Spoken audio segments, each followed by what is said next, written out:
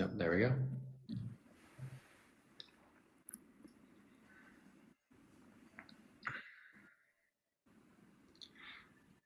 All right, everyone, welcome to the Game Changer Show. I'm your host, Mike McKay, and each and every week we do this show with people who are changing the game. So this week on the show, we have Klajdi Kola. Klajdi, welcome to the show. Hey, Mike. Thanks for having me. For sure, man. So for the people who don't know you, could you tell us a little bit about how you got into real estate and how that's led you to where you are today? Yeah, for sure. I graduated University of Florida back in like 2018, and then I started working a corporate job at Geico. And I did sales there. I was a sales manager, basically grading a lot of calls, but it was an 8 to 5 job, not for me. I've always been an entrepreneurial spirit. I had a restaurant while I was at college, still do to this day. So just being 8 to 5 and grading calls, KPIs, all that with the sales agents there, just wasn't doing it for me. So quit that job right at around COVID time, and then decided to pursue a master's in real estate again at University of Florida. Did a first semester there, and after that first semester, we were learning about the history of real estate and how people got rich, and nothing about like how to basically practice real estate. So while still working in the restaurant doing that, I was doing horrible in those classes. I was getting C's and then just trying to learn the history. And I was like, this is not regular real estate. I got to go get my license or something. So I was like, let me just go get my license. Right after that semester, which I did terribly on, went on to get a license. I got my license, I think, in like 3 weeks. Did the whole like in-person class and passed the test. And then right after that, I decided I wanted to be like, I always had a thing for investment, just doing stocks, and like everybody did it during COVID.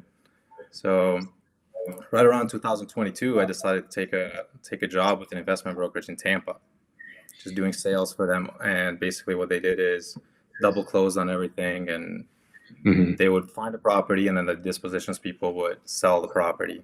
So did really good in that. Was one of the top agents there, and then they had an opportunity for me to move in Jacksonville. I always grew up in Jacksonville, so moved here with the same brokerage because they just opened here. Did that for about 6 months, and then decided that I just wasn't equipped to work for somebody, so I just decided to do it all on my own.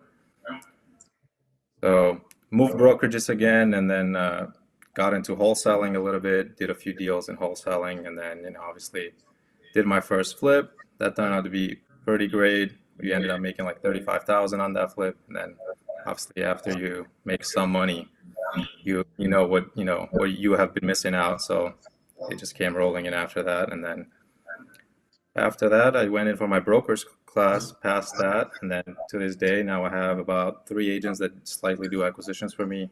So I'm trying to grow that. And then we do flips and wholesaling, but mostly we do flips. That's our main focus. Gotcha. So we were talking a little bit offline about how, you said you've done some of the marketing stuff before, but the majority of stuff you do now is from relationships. Do you want to talk a little bit more about that? Yeah, I've tried all sorts of marketing from PPL, PPC, cold calling, everything, and I did, were able to get returns. It wasn't me. I wasn't happy trying to, reach out to every single seller, why they're not picking up the phone, and then you call again and you call again. That just wasn't me, and just me being on top of my people like that. That's just not who I am. I just want everybody to create a different, I want a different culture around my office and not somebody that I can just track. So I tend to hire people that are more self-driven, more communicative, and just create a relationship. And then that's how the money comes in. So we shifted the entire focus to reaching out to agents, reach wholesalers once we give out, just being like the number one cash buyer, for example, in Jacksonville. So once the name spread, we have a ton of wholesalers that we work with that we love, and we're not scared to pay big assignment fees. We're not scared, to pay agent commissions on the front if somebody gives us a deal. But once we give out our word, even if we find foundation problems, or even if we didn't do our due diligence and there's fire damage, we gave out a word, we're going to buy that property. We're not going to let them down. So that's, so I shifted my entire business from PPLs. We used to do a lot of PPL, buying the leads from all this, to just going straightly to agents and then wholesalers and then just doing strictly flips. Yeah. And you were saying that you kind of hire like a certain type of person that you like to work with more, and someone who's more self-sufficient. Can you tell us more about that? Yeah, we're looking, mostly somebody that's very self-driven, somebody that it's not going to depend on me. Like I have every single thing to train them. So the onboarding, it takes about 2 weeks, everything that they need to do, and I'm always there in the office with them if they have any questions. But I'm hiring somebody that can pick up the pace after that first month, and then doesn't Mm, need me. So I'm always there to guide them through the phone calls, to make offers, to submit the offers, to know how to run a property. But after that, it's just kind of build your own relationship, go out there and network, and then bring deals to us. And the best part about our business model is that every single person that works in our office, they don't throw any money in the flip per se, but if the mhm, better the flip that they bring, the more money they make, the more profit that we make. So they're mhm. built in on a percentage of what profits we have, and it's there on the board of how much money we're spending for each flip and how much money's going out of the business and how much money's coming in. So in that relationship model, and I'm curious because I've never, I mean, I've bought some deals off wholesalers, but I've never really worked the relationship model. We're mostly like direct to seller. Like, how long does it take? Say someone shows up to your office on day one, if they're going to be a good agent, I mean, how long is it taking them to build those relationships and bring their first deal in? It depends on the experience that they've had. Typically, what we try to go for is, for example, an agent that's already had experience in retail. So if they've been in retail for about a year or a year and a half, they kind of know a little bit about real estate and they have created some connections. And then for them, it wouldn't take that long. I have an example. I just hired someone 3 weeks ago and they've already are 3 deals in that we've done. So Right. basically, and two of those deals just came from them calling other agents, and then and then one of them just came from him just reaching out and say, "Hey man, like I know we work together. If you come across some seller that's distressed and needs a cash offer quick, let me know. We can pay you. We can pay your commission. The seller doesn't have to pay it, or you can represent us, get double-sided commission." So, Mhm. and and then honestly, he's a hard worker. He's not afraid to hop on the calls. So if you're not afraid to hop on the calls, if you can call close to 100 agents a day, you guarantee to get a deal in a week if you do that. Really? Okay. Yes. Yes. If you build 100 relationships in a week, you're gonna get a deal by an agent. They're gonna send you a house, Huh. and it's gonna be off market. Right. Right. Yeah. So if someone's coming in, are they offering on stuff on the market, or are they just trying to build relationships with a bunch of agents to hopefully get the off market deals coming their way? Both. I mean, the primary is like they start with on market, and obviously they start building relationship with wholesalers and then connections with other investors. But they start with on market, and then the key questions after they talk to somebody that has a distressed property on market says, "Hey, this one might not work for us, but do you have something that could work?" Hmm. Then, like I said, if you ask 100 people, they do have something that could work. So Yeah. if they start that way, and then if you keep following up with them, which it's agents, it's their job. They're gonna keep reaching out to you, and then they say, "Hey, I found this one," and then the stronger your reputation is, they're gonna know. So if you come in and you can text them, for example, a batch of agents every Wednesday and a batch every Thursday. Hey, we Hmm. talked last week. Do you have something coming up this week? They might know somebody in the neighborhood that might need some help. Yeah. So. Gotcha. So, I mean, you've done both sides of the business, right? Like, what would you say are the main differences between like going that direct to seller approach and going with like the relationship approach that you go with now? Direct to seller, I would say it's more so, and it's back, it depends. They're two different business models. The direct Mhm. to seller business model, when I did it, I knew what I was putting in and what I was going to get for it. I just had to be super strict with my guys and my numbers. But I knew that if I put, $100 in marketing, I'm getting 250, 300, 350 if I can dial all the KPIs in and follow up with every single one of them. Mhm. This business model is more culture driven. They're my friends. I love going to the office. I'm not on anybody. I'm like, if you want to make money, you got to make the calls. So You Mm. gotta, you gotta create the relationships, and that's how money will come. And eventually, it does come for all of them. It's not like if somebody joins us, they don't leave. Obviously, Yeah. we're a small team right now, but they don't leave. So the best side about direct to seller is that you can control what you make, but Hmm. you have to be super in it, and you have to control every single thing, or you're losing money on marketing. You know, Hmm. the best side about the business that we're doing now is that I can be more freely, they can be more freely. They can earn their own income, and I don't have to be on top of them and say, "Hey, you made the wrong call here. You did this." You know. So Hmm. I always teach them, and then not, I wouldn't say per se grade them, but we correct their phone calls, but it's after the fact, or we're always there helping them when they're monitoring the calls, when they're talking to the sellers Yeah. or wholesalers or basically agents. Gotcha. Because So, the other side of the business that we're doing now is that we don't stop. Like I still do marketing. It's just not at the heavy side of it. Like it's not 100% focused on mm, marketing. So I'm still doing about 25% marketing where they can get seller leads. It's just not 100% driven. I'm not dedicating my entire money in it. got it. And the same agents that take the seller leads are also building the relationships, or that kind of seller leads go to one agent and the rest of the it agents only it's handle all relationships? it's all around it's all around Robin. So it's basically Okay. every time it comes in, they take it, and there's always error, the first month, but I take that into consideration as a loss, and then we try to call the seller together, Mm-hmm. as until they learn. But we have a follow-up script, and all they have to do is just read that when they're talking to the seller, and Yeah. then it's pretty easy. Yeah. So let's pretend someone walks in on day one and they're working for you as an agent. Like, what do you tell them that they need to do over the next month if they want to be successful? Typically, over the next month, what they do is you'd be surprised how many real estate agents don't know how to run ARV. So, which is very, very key in our business. If you don't understand what you're buying, then you're not going to be buying anything right, and people are Mm-hmm. not going to. You're just going to be wasting your time.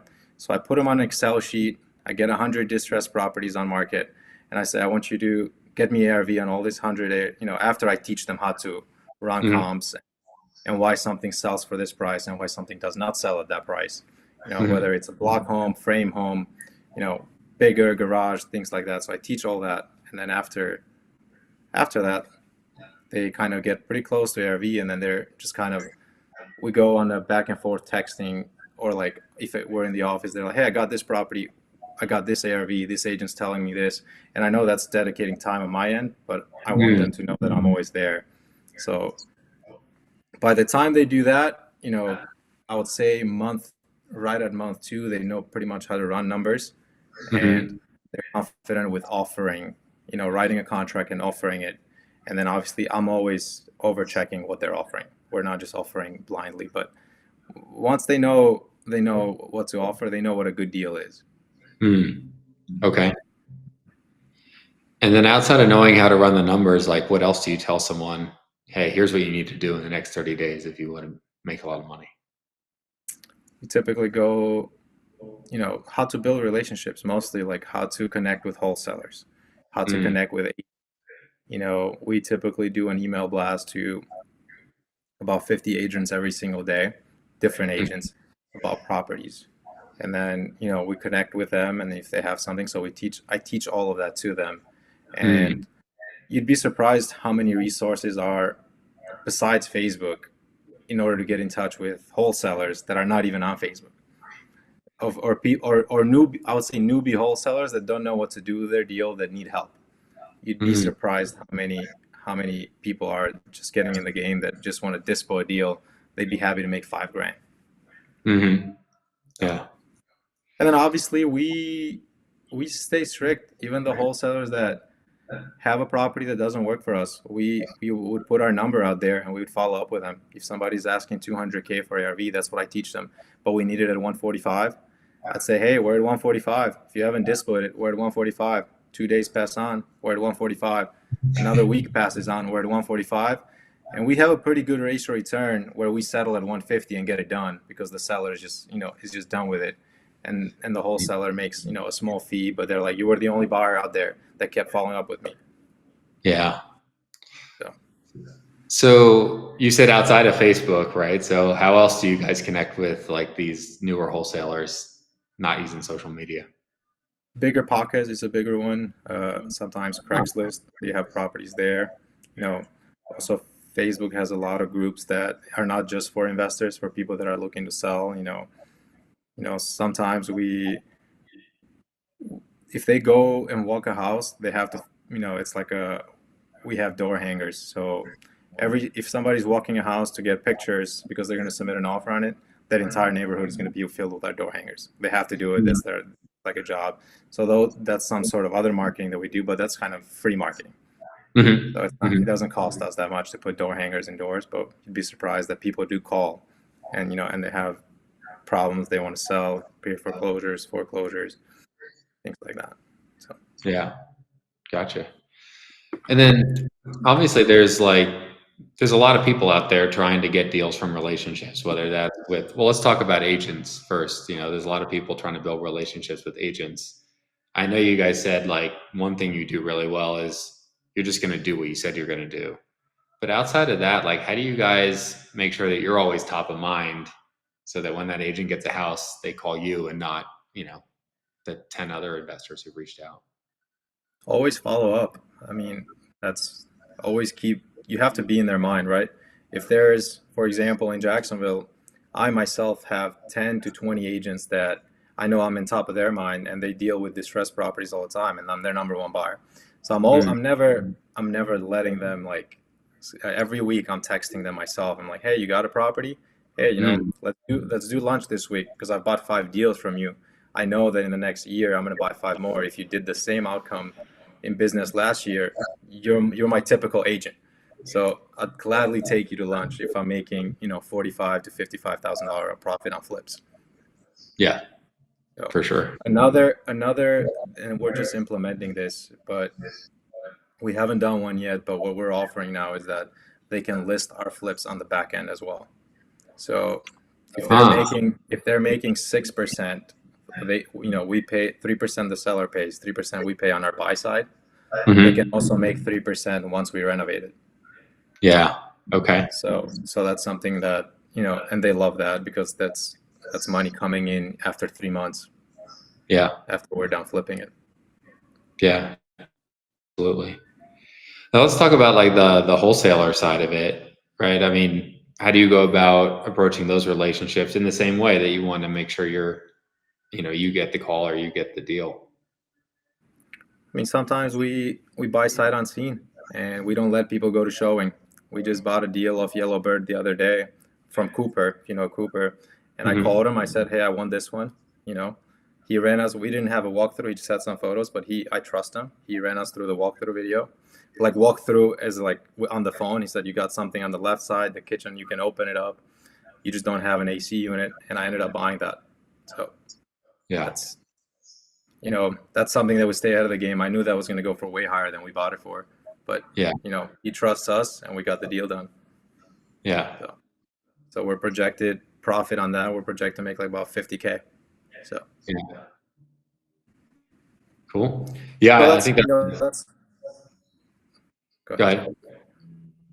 Yeah, that's one way. We move really quick, and I will get an offer to a property within an hour, no matter what it is, seller, agent. It doesn't matter. Once you send it to me, I'll run the comps, and then I'll send you an offer, and we'll end up buying it if it works at that number. There's no delayment ever. Yeah. I think that's like a really underestimated strategy that people don't do is like just getting back to people fast. Like I think people forget sometimes when you're wholesaling a deal and the closing is super fast and your inspection period is super short, you're a motivated seller. Like Yeah, you got to get it sold, otherwise you're not going to get anything. yeah. So This one was we're closing this one on Thursday, so we bought it Friday. We're closing this Thursday, so it's a yeah, fast close, and we're able to do it. And I would say why we pay a little bit more to wholesalers and why we're very competitive is that our timeline on flips is that I'm in and out of a flips in about 3.5 weeks, like buy to wow, list. and our list price is typically lower. So we don't usually, very rarely, we end up with a flip being more than 3 months before we get our money turnaround. So 3.5 months is usually the top peak of us. So if we buy something in January, just easily there, we'll be out of it in March and get our money paid back. Okay. How are you guys turning those properties so quickly? I mean, that's a full reno, like a full. Full reno just adds us a week compared to regular, you know, but full reno adds us a week because of permitting. You got to add permitting and you got to do every single thing. But Hmm. typically, especially if they have plumbing and electrical updated, and we Hmm. just need to do permit AC and permit roof. Permit roof we can get done in about 3 days Hmm. once we have there, and then same thing with the AC. So yeah, we turn them around. We have good construction crews. I have good subcontractors that work for me, and that's the way we do it. Yeah. I mean that's a super fast timeline. Like, how have you gone about finding those relationships to be able to do that quickly? So I'm very lenient with contractors, if you want to put it that way. I don't hold the dollar back. If I trust you, I trust you, and once I'll say I've been burned before, but typically people when people are good right on first meet them. So if you Hmm. give them some trust, and if you don't hold every single dollar to yourself, if somebody comes in and says, "Hey, this right now cost me $1,500 more," I don't say no because I want to work with them next, Hmm. next and next and next, and that's how I've gone to build the relationship. We're to the point now where I don't step at Home Depot. Most likely, we will walk a property. I'll walk it, but it just depends. Sometimes I won't even walk it. I'll send them. They say it's a go ahead.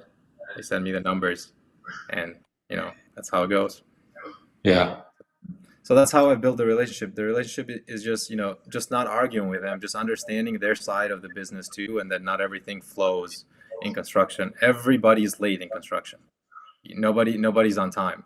So if you Hmm. understand that, they'll get it done quicker than you getting on their ass. So So do you just have you put one guy on one project and just let him run the whole thing, or are you guys subbing stuff out, or? correct, Okay. correct. One guy runs the whole thing, and then I'm very well connected to subcontractors.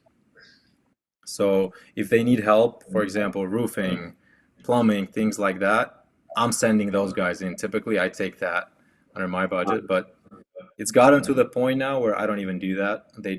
They know the pricing, they know what I've used to pay, they know what I'll pay, so they don't even call me. They just say, "Hey, got this guy to pay this much. He's gonna do plumbing on Tuesday. Hey, got this guy to do this much," and then I just say, "Go ahead." That's all I do. Mhm. Yeah. Because the main side for me, it's not the construction side of it flipping. It's me finding more properties. Like we're short on properties right now. We just bought one the other day. We bought that one that we're closing Thursday, and we just have two more. So I have four, but I need to do at least like two more by the end of the month so I can close for the next month. Yeah. Yeah. So you mentioned too, like one advantage that you have is that you're able to get construction a little cheaper than the other people. So you can pay a little bit more to wholesalers and agents and things like that. So how were you able? I mean, I get the relationships out of being able to get things done quickly, but how are you also able to get it done at like a really good price? I mean, there's a lot of people hurting in construction right now. So if you can give somebody a steady job, you know, that that gives you a pretty great outcome, especially if you can get a subcontractor that understands your business model, and Mm. he's getting people that are paying daily or on W-2, and he's able to not have that much cost. That cost will reflect onto you, and he'll be pretty happy if you can get somebody to do it like that. It's because he's not working hard himself. He has his team that's working, and that's all reflecting down to you. But you have to be lenient with him and understand where he's coming from Hmm. if something does happen. Yeah. And that's When, one way that we turn them around so quickly is because the same guys are working in the same house all the time. They're uh, not going anywhere else. They're just working there. That's their main focus, that house.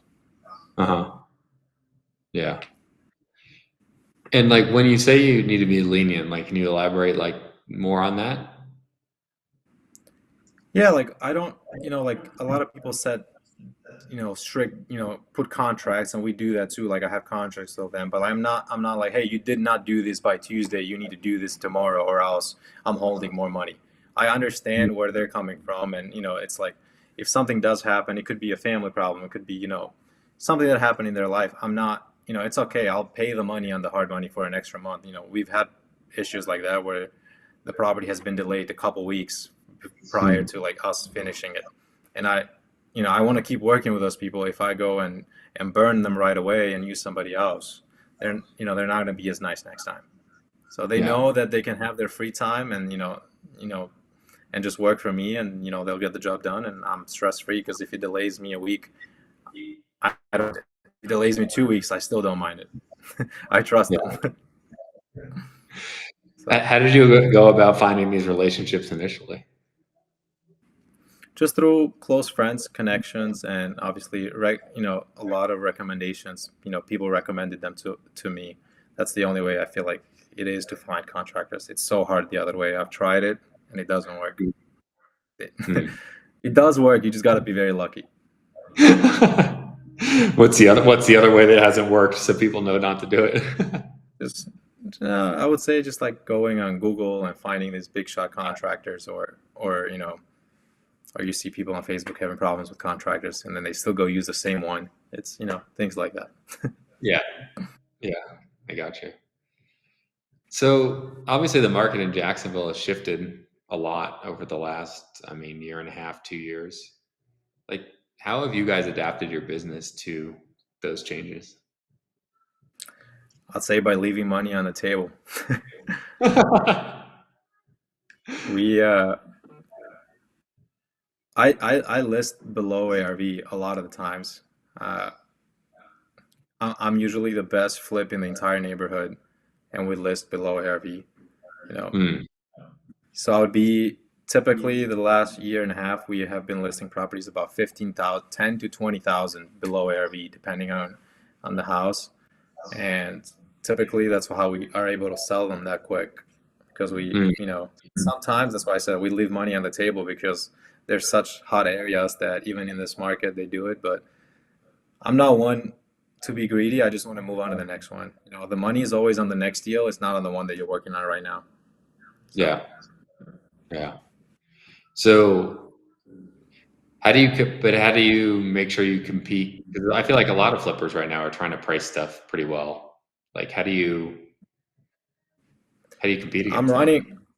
So all my properties, I'm running them almost every other day, and I'm seeing the neighborhood. And if somebody's listing lower than me, I'm lowering right away. I'm very. Ah, okay. I'm not. Yeah, even I'm the best flip. If somebody's coming in there, I'm still gonna lower it. And if somebody's buying in the neighborhood, they're hopefully gonna buy my house. Yeah. So that's one way that I have been able to be successful at flipping. And honestly, it's not always success. Like I've lost money on flips, and Hmm. I've made money, and have a deal right now that we're closing that we're losing money on. It's Hmm. that's it's not always, you don't always make the right projections on the market, but it's just as long as the numbers at the end work out where you make a little bit more than you lost, I think that's a good year Yeah. in this market. So what other changes have you guys made besides, pricing things pretty aggressively to get them to move? Yeah, I mean, we offer 3% to all agents, never hold back. It doesn't hurt us. Sometimes that 0.5% makes a difference. I know some people offer 2.5 or 2. We're always offering 3%, and Mhm. we don't hold back on repairs. If somebody wants something repaired, we will do it for them. I'll pay the money out of pocket just to get the deal closed. So if Mm. somebody comes in and says, "Hey, I want this repaired," obviously at a reasonable ask, because if they knew it was there and they're just asking for more, and I have other people wanting offers, we're not afraid to back out and Mhm. just go. But yeah, if they, I don't know, small things. If they want small things repaired, we're easy to work with, and I'll send my guys out there and they'll fix everything. So, Mm. Yeah. so.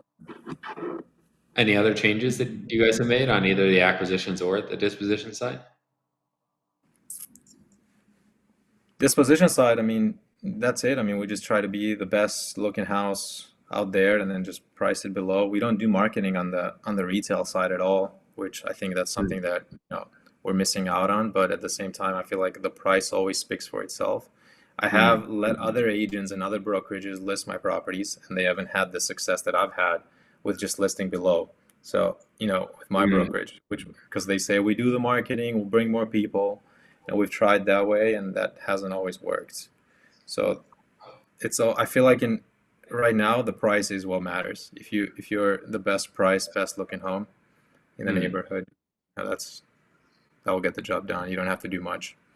We Yeah. stage the properties, professional photos, obviously everything, that whole thing. No matter what the property is, we'll stage them and we'll list it below ARV of what we think. You know try to try to be as competitive as possible when we're the Mm. number one comp, so we can sell compared to the comps that are sitting, because we are seeing houses sitting for over 150 days, which Hmm. from history that used to be normal before COVID, but we're just used to that fast pace right now. So Yeah. it's How long? I know you said you're usually just a little over 3 months from buy to sell. How long are you typically on the market now before you're going into contract with the buyer from the day you list it? less than 2 to 3 weeks. Okay, that's pretty fast. Yeah. Yeah, so typically less than 10 days, depending on the area, but that's, Huh. yeah. So Wow. yeah, if we don't, and this is wrong on our side too, I just don't want the property to be there. I just want it gone. I want the money, like I said, on the next deal. So Mm. in 10 days, if we don't, we'll do like a huge price cut just to get it done if we don't get something. I know I'm leaving money on the table, but I wouldn't say a huge, but we'll typically go 7, 8K lower, depending on, the purchase price, just to get it done. Because Hmm. I've been on the other side where I haven't gotten the price cut, and then it's been too late, and then I've just sold lower than that price cut. Yeah.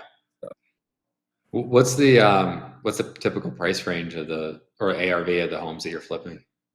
Try to stay below that 500K ARV, but we're willing to do kind of even higher right now. We have the capacity, but Hmm. with the market going the way it go, I will still buy the properties that are below that 500-600K ARV, but I'm preferring to be below that 350 right now, just until the interest rates drop a little bit more. I know we've seen them drop, just want them to drop a little bit more, and I know people are waiting for them because it's going to pick up the market. I don't think real estate is going to change at all, even if they go to 5%. I Yeah. think rates were at 5% way before COVID, from 2012 to 2021, 22.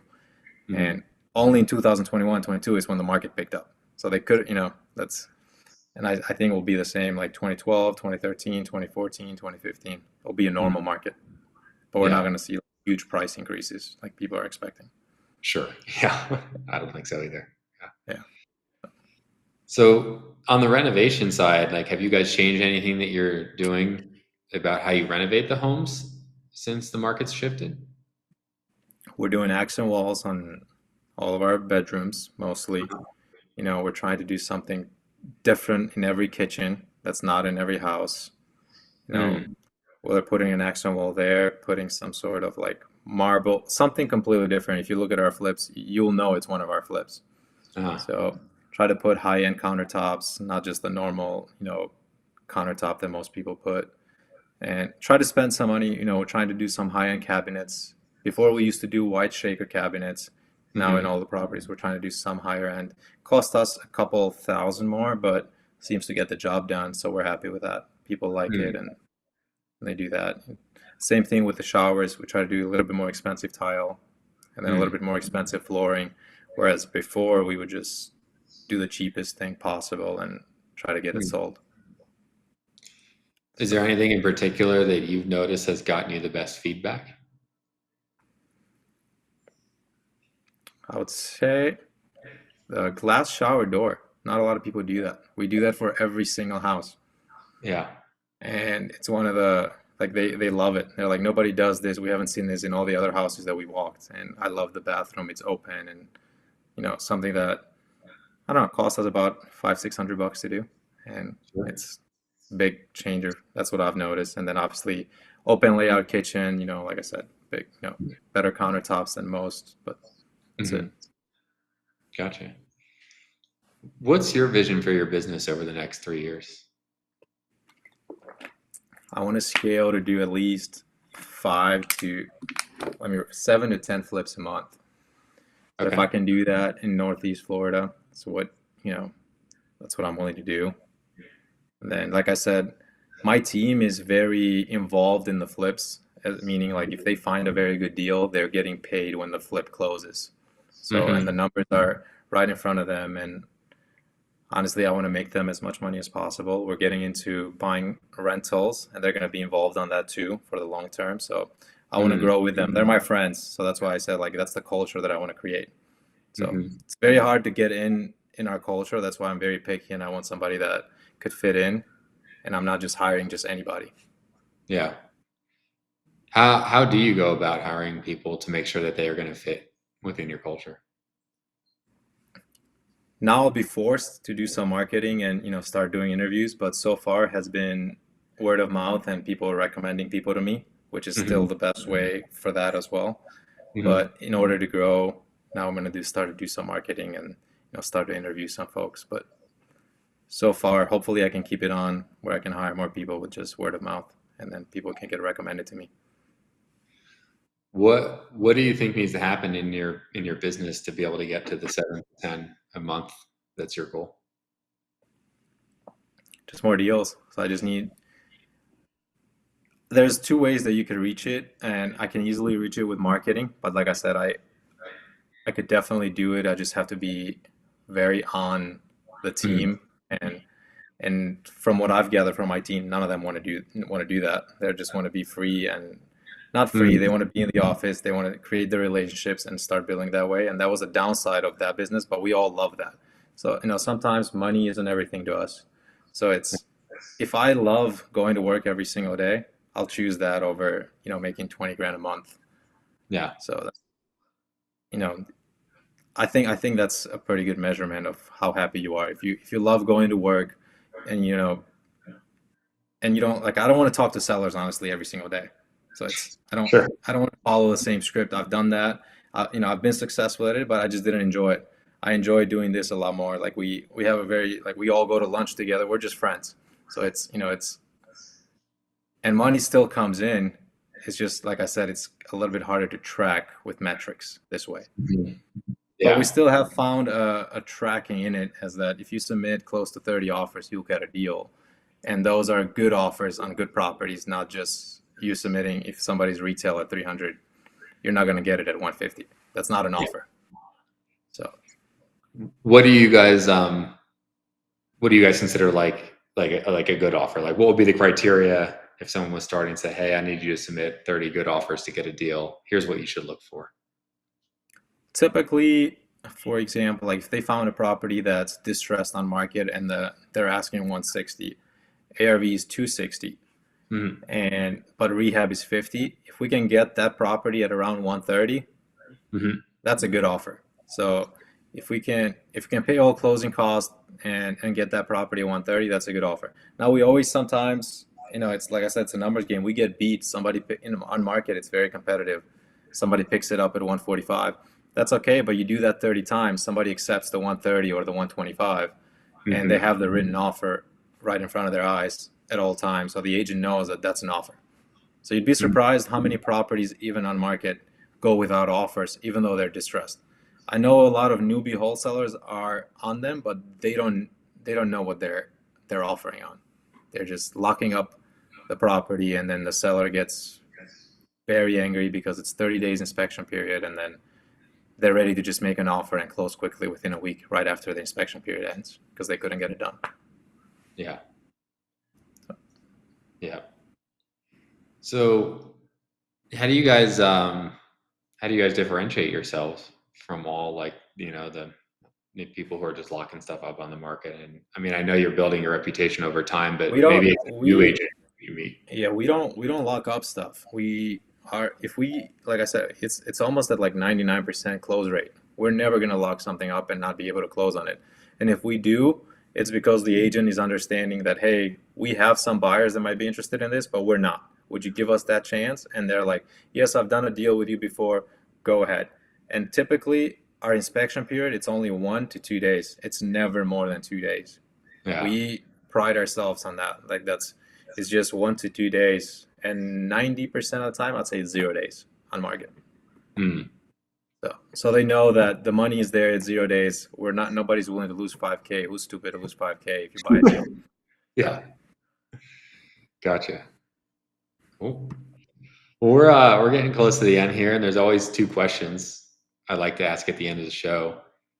The first is, what is the craziest or most uncomfortable situation that you have ever experienced in a real estate deal?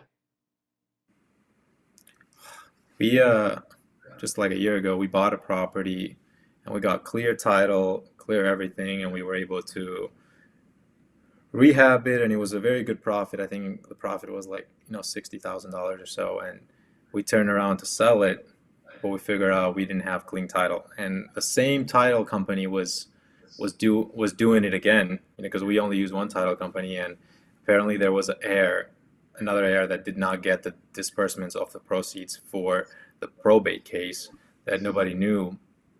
So it had to be dragged down for 3 months, go through probate again, only to find out that the person that was requesting the money, her mother, she faked the will. So ended up she ended up paying fees, and I think she ended up going to jail with, just because she faked the will of the property. And crazy enough, we thought we were going to lose that buyer, but she stayed with us, and she was a retail buyer for 3.5 months until all of this got resolved. Really? The Okay. craziest. Yeah, because we just got clear title, and literally a month after, we got not clear title from the same title company.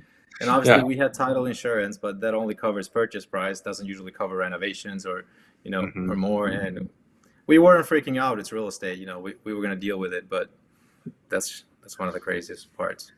Yeah. Yeah, for sure. Yeah. Then the second question I always like to ask is, if you could go back in time, give yourself one piece of advice when you were looking for your first deal, knowing what you know now, what would you tell yourself?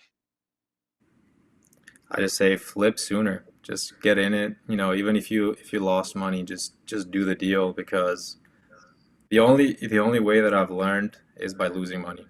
So Yeah. every time something goes great, yeah, it's great, but you don't learn from it. You only learn from losing, and you only learn to buy the right deals after you lose. So Hmm. that's what I would just say. Start, just don't wait. Just start. Instead of, like I said, I started out wholesaling. If I would have flipped those properties, we would have made much more money, or if I would have even kept them, would have made even more money. Hmm. So that's what I would do. Just start sooner. Yeah. Well, if people want to reach out to you after the show, if they have any questions or maybe they have a deal they can send you, how can they go about reaching out to you? Yeah, I think you put out the Instagram. They can show me a DM on Instagram, or they can text my number, 904-469-5996. Awesome, man. Thanks for being on the show. Thank you, man.